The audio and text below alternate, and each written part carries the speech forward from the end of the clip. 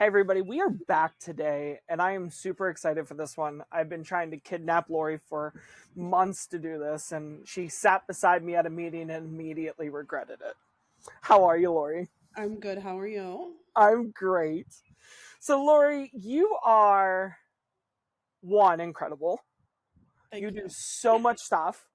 Um, and you give your heart and soul to everything you do. So let's start with you are the broker of hmm Dream Home Realty.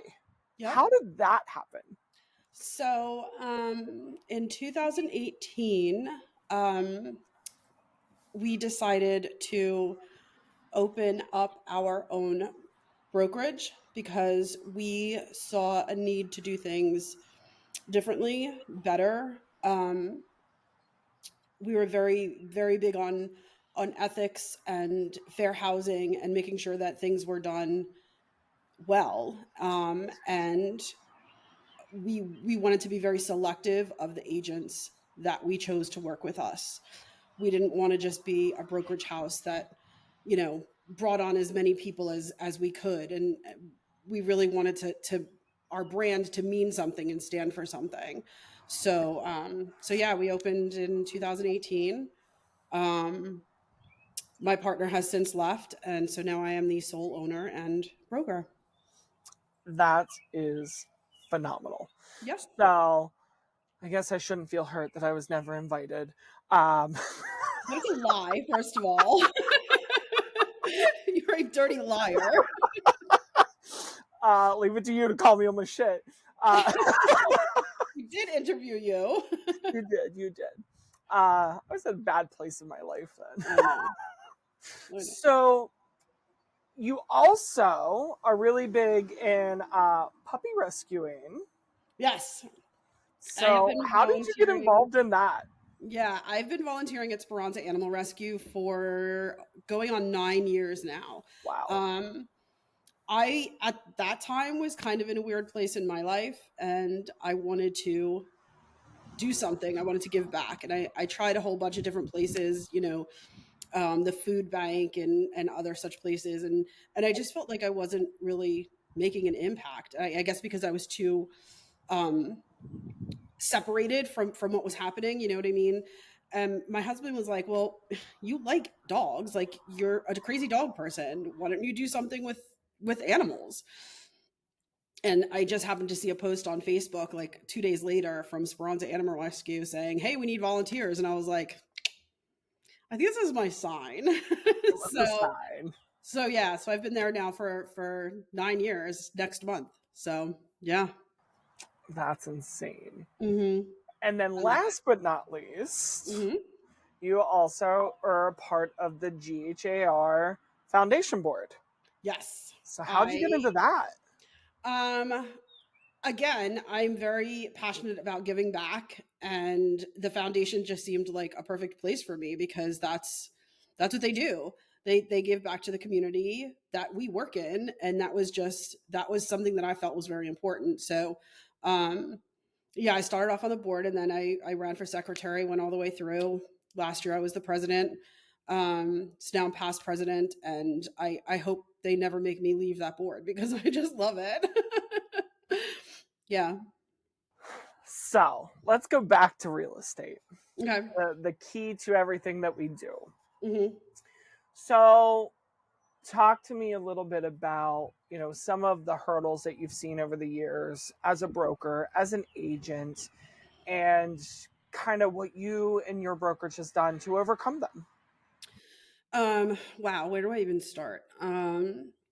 Well, there was COVID, which was unlike anything we had ever seen before. Um, so trying to navigate that was new for everybody. So I feel like we kind of all went through that together and just kind of learned on the fly what to do And grew. and grew. Yes, and now everything is Zoom, which is wonderful because before COVID that wasn't a thing. Um, So true. yeah. And just I mean, market fluctuations. It's crazy. We have agents in my office now who got licensed during or since COVID, and they know nothing other than this crazy seller's market, and Exactly. trying to explain to them that it's not always going to be this way, you know, and in trainings when I try to tell them about, you know, a more stable market or a buyer's market, they just look at me like, what is that? Because they don't know any different. Houses So get longer than 10 seconds. yeah, yeah, I know. You might have to do a price reduction. Oh, a what? Yeah, and talking to them about broker incentives, they're like, what are you talking about?" Like, Uh-huh. yeah. Yeah. So, I think it's important to just kind of stay one step ahead of things, you know, like make sure that I'm always um keeping in tune with what's happening, but also what's coming. Um and I don't like to prepare too much for what's coming because it doesn't always happen, but at least being aware of it in case it does, so that I know how to pivot and I know how to train our agents how to pivot. I think that's really important. I love that. Transform your property with DB360 soft washing. Say goodbye to dirt, grime, and stains with DB360 soft washing, the experts in safe, effective, and exterior cleaning. We specialize in soft washing, roofing, siding, driveways, walkways, decks, fences, commercial and residential, eco-friendly solutions, and insured. Call us today at 717-691-1712 or visit us at db360wash.com. DB360 soft washing, clean you can trust. Need a handyman? Call the Handyman Guy, LLC. For small fixes to major projects, call the Handyman LLC. Deliver professional, reliable, affordable services. Our experiences, repairs, painting, plumbing, electrical, carpentry, furniture assembly, and much, much more. Licensed, insured, and definitely quality guaranteed. Call our number, 717-819-5453. Visit us at thathandymanguy.com. The Handyman Guy LLC, your trusted home fix expert. Thank you. Have a great day. Stop lead providers from auctioning off the buyer leads generated from your listings. Meet InstaShow Plus, a premier showing management system built to generate, qualify, and convert buyer leads for you. Agents receive verified leads, and you never meet unqualified or unidentified prospects. Take control of your leads and your safety today. Learn more by emailing us at hello@instashowplus.com. That's hello at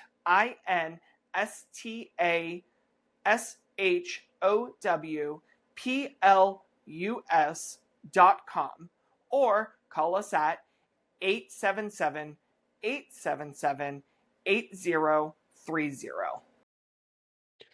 Hey, realtors, are you still calling, emailing, texting, or even sending a Word doc just to keep your clients updated? There's a better way. Tracker gives your buyers and sellers a visual timeline of the entire process, from your first consultation to showings, offers, escrow, key contract dates, and closing. They can log in anytime to see what's happening and where they are in the process, all with your personal branding. It gives your clients a smoother experience, saves you time, and helps you earn more referrals. Try it for free for 14 days and just $10 a month at tracker.app. That's TRACKRE.app. So, have you ever had a situation where your agent goes, "Oh my God, Laurie, the agent's just not getting back to me. They're not, telling their seller, their buyer about XYZ and this, that, and the other." And when that happens, what do you do as the Um, broker? I make sure I get as much information from my agent as I can. And then, depending on the situation, I either try to talk to that agent first and get their side of things, because sometimes there's just, you know, a difference in communication, let's say. Um, if I don't get anywhere that way, or if I feel that it was so egregious that I'm not even going to waste my time with the agent, I'll call their broker and I'll just have a conversation with their broker. Yeah. Yeah, I like Mhm. that. Yeah. So I love that your first defense line is going to the agent. I Hmm. do. Um, I feel like some people get their emotions into it. A hundred Perfect percent. example. You know, if you have a buyer and you submitted a change in terms to me on, let's say, inspections. You're adding inspections now, and the seller's like, we've got some issues and we have some questions now, and we're not signing this. And I relay that back to you, and then you go to your broker and are like, wait a second, they're not signing this. Okay. Mm-hmm. A call to the agent, I think, is appropriate in that kind of a situation of like, Oh yeah. what's the issue? But if it's something like, oh, they're not accepting my offer because they're XYZ and they're protected class, oh yeah, we're going to broker. I have had that happen, and I did go right to the manager. It Yeah. is sad that fucking happens. We're not even gonna lie. Mm-hmm. Ugh, it's It disgusting. is. But It is. I like that you are situational on that, because I Mm-hmm. think a lot of it still has to come down to it that it's a small pool that we all play in, and reputation is everything. And if Mm-hmm. you pick up that phone and jump over another individual, Mm-hmm. and I even tell my own team this, and I'm sure you'll agree with it. When let's say that you're dealing with another team, you're not going straight to the office manager. Go to the team lead Team lead, first. right? Yes. Start Yep. there, Mm-hmm. because if not, now they're going to be standoffish, and everybody has to get along. Everybody's got to work together. We cannot just like absolutely hate each other through transactions, because it's 30 to 45 days that we're about to spend together. Right. And I also think it's important that I know my own agents, because I know sometimes they'll come to me and they'll be like, blah blah blah, this happened or whatever, and it's like super dramatic, and I'm like, okay, but is that Did you really guys how it went? Like, did they actually say this instead? Well, yeah, but no. So I think because I we're love small, that. I'm able to know the agents really well and know their personalities and know the things that set them off, the areas that they might lack in. And I think sometimes, they come in all hot, and it's like you just kind of have to put things in perspective sometimes, and no call is warranted at all.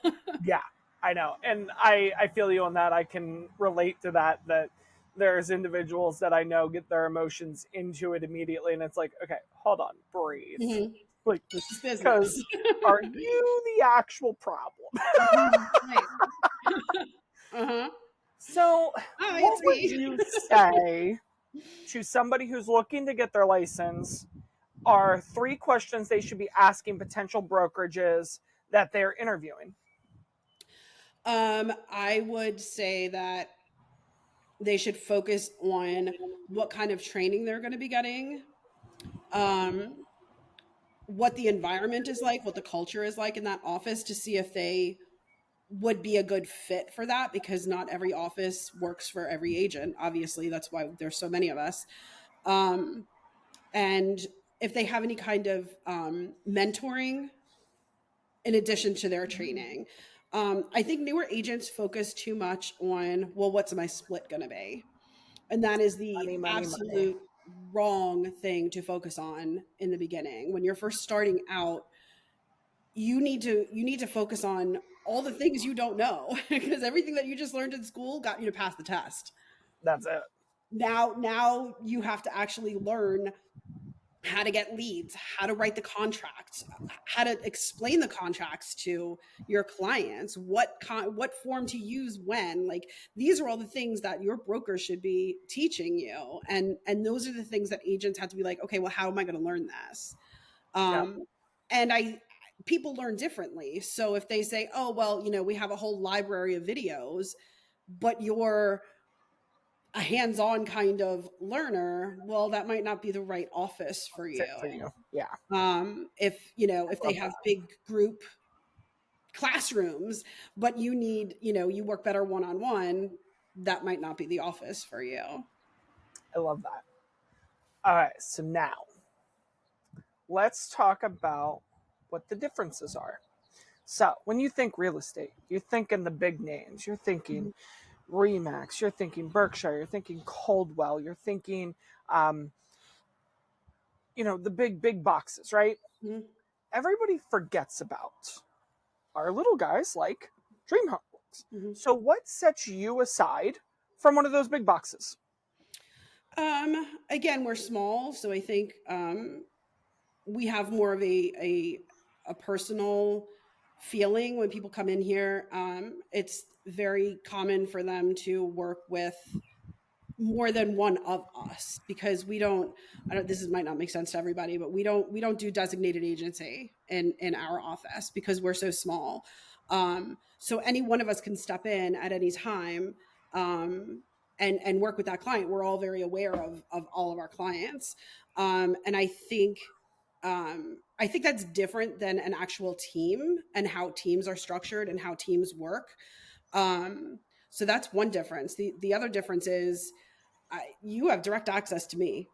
Like, there, you go to one of these big brokerages to try and get a broker on the phone as a consumer.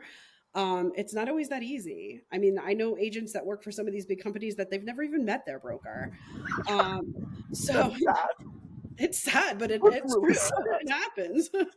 um, I'm available all the time to agents, to clients, to whatever. I'm literally just a phone call away. I love Um, and I think, especially in places like Perry County, we just opened up a Newport office, or reopened a Newport office. I think in areas like that where it is, smaller, and they want that sense of local. community and small, Yeah. and they don't want to feel like they're just a number. You know what I mean? So I think that's the difference. So, what would you say are two items of things you've had to deal with over the years that you immediately went, "Oh my God, why did I do this to myself?" Um, the first one is when my partner left. Okay. It was very unexpected, very sudden, very kind of out of nowhere. And I was like, well, Oh shit. because I mean, in the beginning, I was just along for the ride. Like, this initially was not my dream. I was there to kind of like, yeah, I'll do that with you. Um, so that just completely turned my life around. Um, it wound up being the best thing that could happen for me and the company. So it was a blessing in disguise, but um, and I I haven't gotten one yet, but you always get that client who's just a little unhinged, and no matter how much you try to make them happy or do the right thing, they're just miserable. And like, you're gonna hear from me, I'm gonna sue you, and it's like, please don't sue me. Please don't sue me. And every time that it even comes, every time I have a client that's like even the littlest unhappy, I'm like, what can I do to make it right? Because I'm like so fearful of that. It's never happened, thankfully, but that kind of thing I'm so paranoid. It keeps me up at night. That's not good. You need sleep. So, I find that interesting because I think not a lot of people actually put stock to that. And, the fact that consumers do have the ability Mhm. to come after brokers Mhm. for that, for things that their agents do. Mhm. So I think that is something, though, that I'm glad you drew attention to, because I don't think, although it's not like, hey, go out there and sue us tomorrow. Hint, hint, there's already ones going. But it's like, I think that people need to understand that, the broker can, and I agree and disagree. I know I'm kind of rambling right now and I never do that. But, when I look at that situation, I go, yes, the broker has a responsibility to oversee everything. Mhm. That's a lot to oversee. Mhm. Like, especially with, how many agents do you have? There's 12 of us, I believe. So there's 12 of you. I'm at 9 and I'm struggling Mhm. to oversee everything they do. Like, I'm ready to put chips in them and little cameras on them so I can Mhm. see and just watch. Mhm. Like, It's you're hard. just like, oh my God, you It's stress hard. me out. It's hard. And that's when you just got to be kind of like, you know, you trained them to the best of your ability. You know that you have imparted all the knowledge you can on them. You know that you are available to them if they have questions or problems or concerns or whatever. And at some point, as much as you want to be like in everything, you kind of have to just like push them out of the nest a little and let them fly. And that's so hard for me because I'm a control freak. But I know that to some extent, they have to make mistakes in order to learn. You know, we all did. I did. I made a shit ton of mistakes. I still make mistakes. I mean, it's part of it. Yeah. But you know, I know I can control my own mistakes. I can't control theirs, and that makes me uneasy, and it's hard. But all you can do is you know, just trust that they're going to come to you Yeah. if something happens, and trust that you've taught them well. You know. I always tell all of mine, look, if you are not 1,000% sure Hmm. about what you're about to do and you Hmm. don't pick up the phone and call me, Hmm. the outcome is fully your responsibility, Yep. and me being angry Yep. is fully your fault. Yep. Yep. But if you call because you're like, I don't know what to do with this, I've never done it before, great, let's do it Yeah. together. Oh yeah. I would much rather them call me and ask me beforehand than do it wrong and me have to clean up the mess afterwards, you Right. know. Like like I said, mistakes happen. You make little Yeah. mistakes here and there, but if it's something big, like, and I do trust every single one of our agents. I know that they would call me if they ever had anything. And that's, you know, it's a good and bad thing because I make myself so accessible. I you know, will be having dinner with my husband and my phone will ring and I'll be like, oh, hold on, I got to answer this. You know, Natalie's calling. I have to talk to her. I always answer the phone and they know that. So, That's yeah, a plus. yeah. I'll have to It, start it's calling. a plus for them, but for me, sometimes I'm just like, oh my God, leave me alone. Right. Right. God. I have clients that treat me like that, and it's like, Yeah. you Oh can stop yeah. calling now. I'll Yeah. call you when I have something. Yeah. Yeah. And I'm much better about setting boundaries with clients than I am the agents. I feel like I don't really have boundaries with the agents because, you know, if they're working, I should be working too. I should be available to them. So That's awesome. yeah. So, what would you say is the funniest story of a situation that's happened to you in your real estate career? The funniest thing that ever happened to me. I, I shouldn't admit this. So I I have ADD. I sometimes don't really. I'm doing things and I don't really pay attention. And I set up a showing and showing time for a day and time, whatever. And I took my clients to the house, and we walk in, and the house is a wreck. And I'm like, why didn't these people like clean up? We go upstairs, and there's a bedroom door closed. I open the bedroom door, and there's a couple sleeping in the bed. And I was like, and I just kind of closed the door, and I was like, they're sleeping. Let's go. We kind of sneaked out, whatever, when we left. And I get outside and I look at my showing time and I'm like, something is just weird. Like, I feel like they were not expecting us. This is very strange. I made it for the right day, but it was the following week. So I was actually trespassing in that house. That's fucking great. I should not admit that. I should not. You should not put that out there. Nobody knows the address. It's fine. But I was a little baby agent, and I yeah. So I actually have a system now that stops that. So I changed my lock boxes. I no longer use the super unless I have to. I bought master lock boxes. And what's Okay. really nice about the master lock boxes, they link into showing time. And if it's not your scheduled showing within 30 minutes before or 30 minutes after, you can't access the lockbox. I need that. I'll send you the link. I Okay. love them. I absolutely love them. They are so amazing. I get That's how to email put sellers in you though notifications. too. I know. I know. And if you have somebody who can't access the box from my phone, I can issue a temporary code that they can type in the box and it will open the door. I know. I'll send it to you. I'll even send you the little guide that I made to teach people how to actually open the box because I created a guide and everything and it goes in the MLS so people can go, oh, that's how I open the box. Great. That's amazing. Uh-huh. Yeah. I definitely need that. Yeah. I love them. I stumbled across them at Triple Play the one year. Oh, okay. And he was showing it to me and he told me his price. And I'm just like, oh, okay. So I get back and I go on Amazon. Guess what I found cheaper?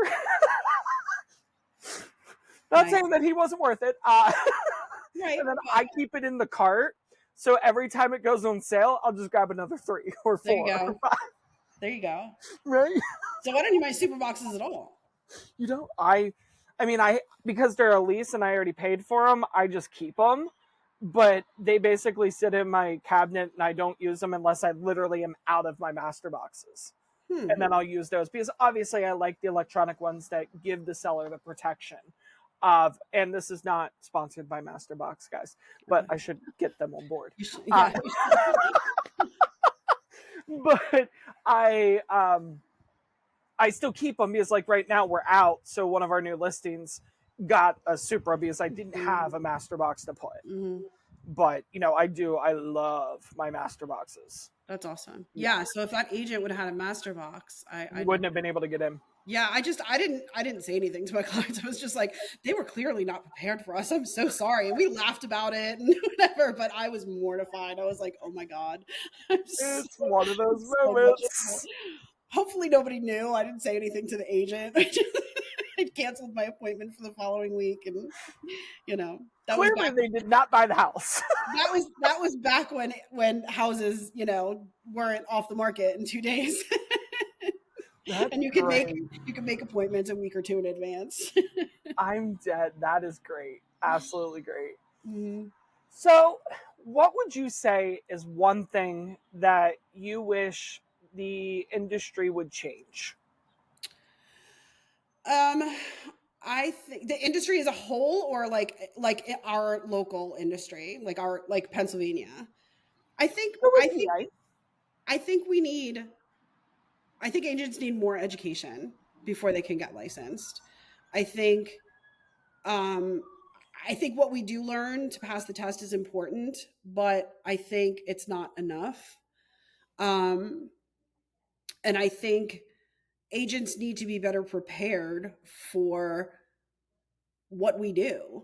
I think a lot of people look at this and they think, oh, that's easy money, I can do that. But they don't realize how much work actually goes into lead generation and getting clients. Like, unless you are on a team with a team lead who feeds you leads, that's on you. You got to tap into whatever you got to tap into to get your leads, whether that's paying for them or generating them through farming or cold calling or tapping into your sphere, whatever it is. I think that part of it is just so overlooked by people just getting into this, and they don't understand that it's, lead generation is a full-time job on its own, and that's besides actually doing the work. Yeah. So what would you say is one item that buyers and sellers, we could service them better? You should have sent me these questions ahead of time so I could be intelligent. Now you got to make me think on my feet. I love it when you're on your toes. I don't like it.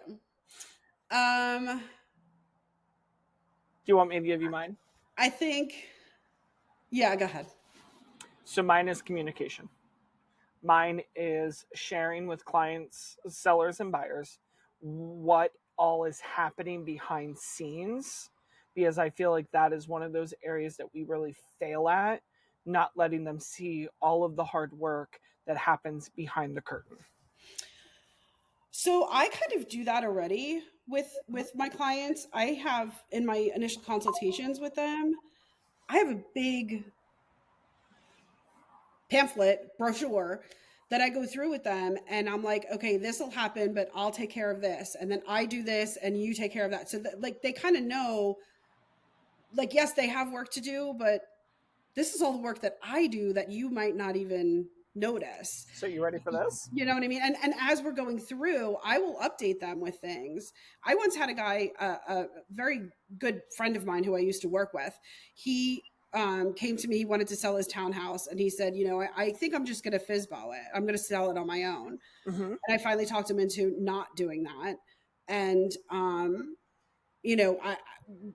it wound up selling the same day we put it on the market. And he was just floored. And then I was telling him, like, okay, now we're going to order the title and we're going to do this and we're going to do this. And he was just like, I didn't know that all of that stuff had to be done. I'm like, Mhm. yeah, like all of this, we happen to have the buyer as well. But that's a different story. But so he really got to see from both sides, like everything that went into it. And he was like, I am so glad I didn't do this on my own. I would have had no idea what to do. Like, so yeah. So here's a fun fact. So there was a survey done, and did you know that over 98% of buyers said that they felt that their agent only worked 15 hours or less for them? Yeah. That's So crazy. when I'm talking about communication, I love that you're telling them that all up front. I'm Hmm. talking about those check-ins, Hmm. sharing it week for Hmm. week. Like, oh hey, by the Hmm. way, I spent a few hours looking at homes It's for 2 you. o'clock. None of them work. Like stuff Hmm. like that. I feel like could be done so much better because I think a lot of times buyers and sellers feel like, oh, well, I haven't heard from XYZ in a while. Well, just because you haven't heard doesn't mean that they haven't been scouring the MLS for you or haven't been talking about you to people or wasn't driving 3 hours to come see you or whatever it is. Hmm. I Hmm. think that that could be a lot better communicated. Yeah. Yeah. Yeah. And I think, just by what you do, I think it's easier on the buyer side to do that. You know what I mean? Because Because they see you a lot. yeah, they see you, and if something pops up that you drove past, that they're not going to see in their portal, or they're not going to see on Zillow or whatever, um, and you send it to them and be like, hey, I called this for sale by owner and I think it might be great for you, let's do that. Like, they know you're working for them. You know what I mean? Sellers, I think, especially in this market, I think sellers think we don't do anything. We list the house and it sells, and that's it. We didn't earn our commission. I think it's harder on the seller side, and then that's why I think it's so important on the seller side that you are able to really show your worth, that you can sit there and say, okay, yes, it'll sell, but once it does, do you know how to do this? Do you know how to do that? Do you know what it takes? And most of the times they don't, or they just don't. Either they don't know how, or they just didn't realize all that went into it. They think we just list it and it sells, and then we're done with it. Correct. But there's appraisals, there's inspections, there's so much negotiation that happens after you get under contract. That So you don't see. that they don't realize. Yeah. Yeah. Yeah. So what's yours? That was mine. What's my oh damn it, you're not gonna let me off the hook? What do you think we could do better? Um And it could be something you already do, but you see other people not do. Honestly, I think one of the biggest problems that I see is how agents communicate with each other. I think I think that's awful. I think there's so many agents out there that just don't answer the phone. They don't want to be bothered. They, especially listing agents. They list the house, and they don't want to be bothered. They don't want questions. They don't want um and when you can't get a hold of another agent, that makes you look bad to your client because you can't get the answers that they want, you know? Mhm. And I think it just makes us look bad as a whole when agents aren't able to work well with each other. I agree with that. So, in the next 5 years, Hmm. what can we expect to see from Dream Home Realty? Hopefully I'll be retired. You're not that old. My husband just retired last week. I'm ready. I'm You're not that jealous. old. You're not old enough. Um, No. 5 years. I don't know. I'm trying this year. My word for the year this year was growth. I am trying to expand our reach. I'm trying to expand our name so that more people know who we are. And it's hard to compete with you know with the bigger brokerages because everybody knows Remax, everybody knows Berkshire. I mean, those are household names. We're not a household name. So, and some people like that about us. Some people just are like, oh, I've never heard of you, I would never want to work with you. But they're not our people. So in 5 years, I hope to have, another office or two. I hope to have more agents, obviously. And honestly, in 5 years, I would like to see myself kind of either out of it or at least getting out of it. How The big do you need to ownership be part of able to it. afford to hire No, me? what's that? How big do you need to be able to afford to hire me? To come do everything with you.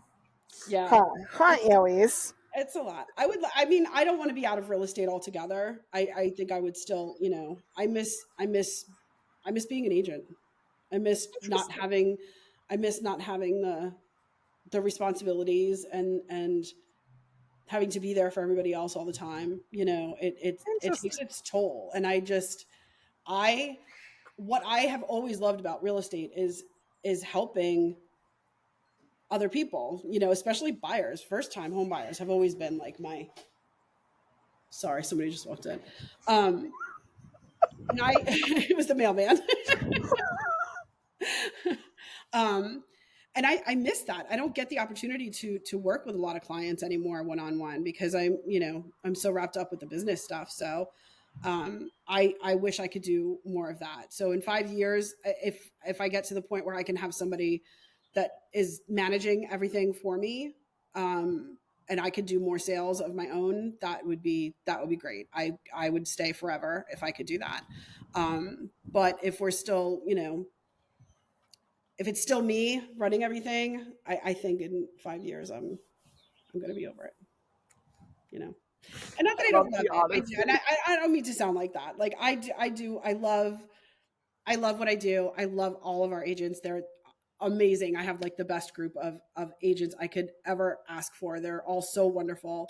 And I don't want them to think like, oh my God, she hates. I don't. I love them. But at the same time, I do at some point want to get back to just being an agent Yeah. and not having all that responsibility. Well, Lori, thank you so much for coming and hanging out with Thank you me for today. having I know me. how much you love spending time with me, so You you're know how welcome. much I hate being on video and I being put on know. the spot. Ugh, But you did it. You made it. It's over. Yay. thank God. Where's my wine? Well, guys, don't forget to like, tune in for more, follow us, and share us on Instagram, TikTok, and Facebook. Thanks, Lori. Thank you.